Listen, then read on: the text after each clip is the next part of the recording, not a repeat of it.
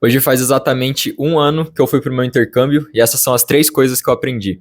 A primeira é que, infelizmente, os amigos que você faz lá não vão durar para sempre. Eu sei que é um pouco triste dizer isso, que naquele momento você pensa que você achou as pessoas certas, as pessoas que vão ficar com você por muitos e muitos anos, porém é uma triste realidade que quando você volta para o seu país, quando você volta para a sua cidade, mesmo tendo contato via WhatsApp, né, você pegou o Instagram da pessoa, as piadas internas vão perdendo a graça, né, o tempo ele vai degradando um pouco, mas o que importa é que vocês construíram uma base muito sólida lá, justamente porque vocês estavam sempre, né, e vocês estavam no mesmo barco. Então, quando você chegou, você não sabia pegar o transporte público sozinho, você não sabia o endereço das coisas, você não sabia o primeiro mercadinho que você ia comprar a sua primeira comida lá, a sua primeira refeição.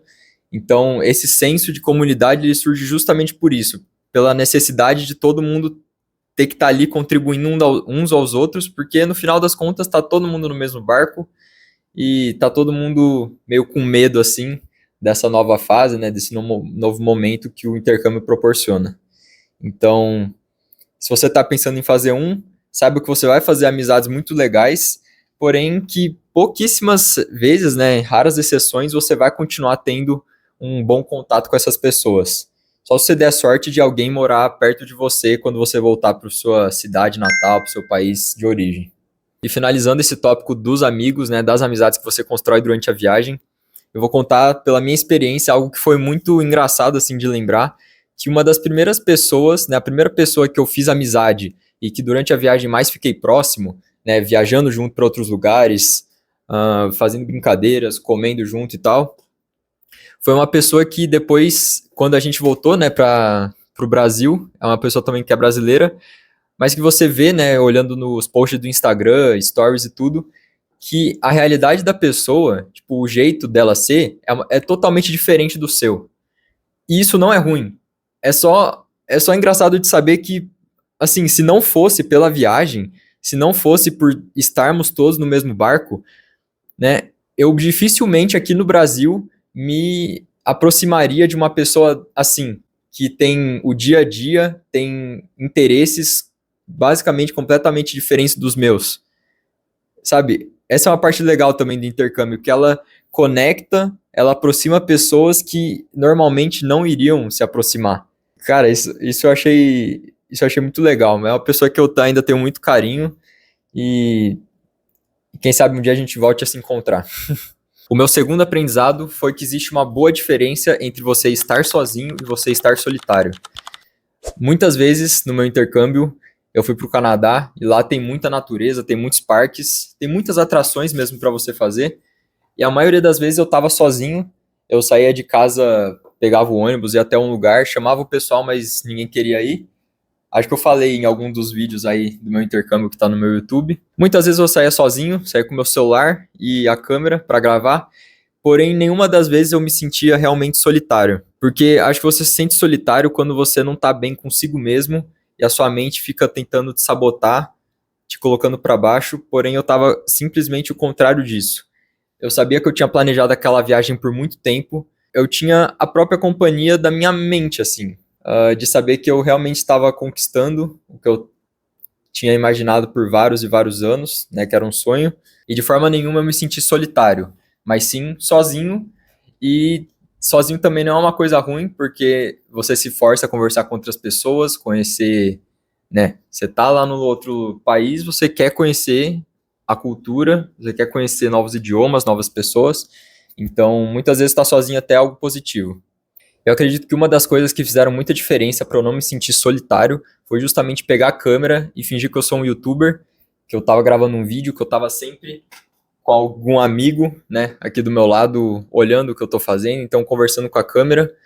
E é muito engraçado que agora que você volta para sua cidade natal, às vezes você se sente muito mais solitário estando completamente ao redor de pessoas que você conhece, que você já tem amizade faz tempo, você se sentir às vezes mais solitário do que em um outro país, em uma outra cultura que você não conhece ninguém, que você está realmente sozinho. Então é algo para se refletir, porém que totalmente vale a pena e recomendo muito. Então vamos para o terceiro aprendizado, que foi: não é o seu destino que faz a sua viagem ser inesquecível. É você. Basicamente, todo destino tem seus prós, tem seus contras. E quando eu estava vendo a minha viagem, eu sabia que eu queria algum lugar que falasse inglês. Então a gente tem Inglaterra, temos Estados Unidos, temos Canadá, temos Austrália. E como você já consegue saber, a Austrália ia ter mais praias, ia ter um clima mais quente, né, mais parecido com o Brasil. E no outro lado tem o Canadá, que é muito mais frio, é uma cultura totalmente diferente, tem poucas praias, né? Se bem que Vancouver era uma cidade portuária, porém o que se destaca mais em Vancouver, né, no Canadá, acredito que são as montanhas, são a natureza, assim, sem ser litoral, né? Então, basicamente, o que vai definir se o seu intercâmbio vai ser realmente uma experiência inesquecível é o que você consegue tirar de proveito do lugar onde você está. Por exemplo, dentro do Canadá, eu tive a opção de ir ou para Toronto, ou para Montreal, ou para Vancouver. Toronto me disseram que ia ser muito mais frio, ia sempre ficar temperaturas negativas, então eu sabia que a maioria das atividades lá iam ser indoor, né?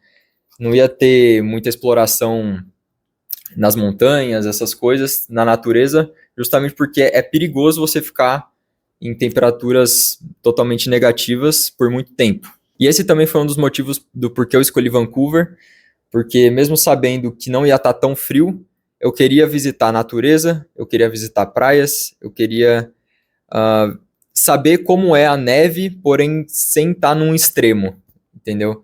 Então é saber aproveitar realmente o melhor da onde você está e naquela época do ano que você está. Eu fui em janeiro, era o ápice do inverno, então eu realmente, como um brasileiro, eu nunca tinha sentido tanto frio, mas foi realmente uma experiência enriquecedora, muito, muito bacana assim de viver. E para fechar, um aprendizado extra que até pode servir como uma dica para onde é que você esteja fazendo seu intercâmbio.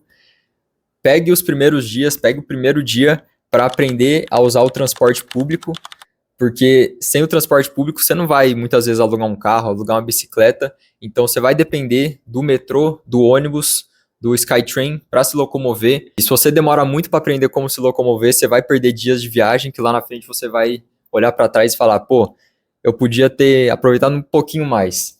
Mas é engraçado também todas as gafes que você comete durante esse aprendizado. E é isso. O vídeo foi esse, um pouco mais curto.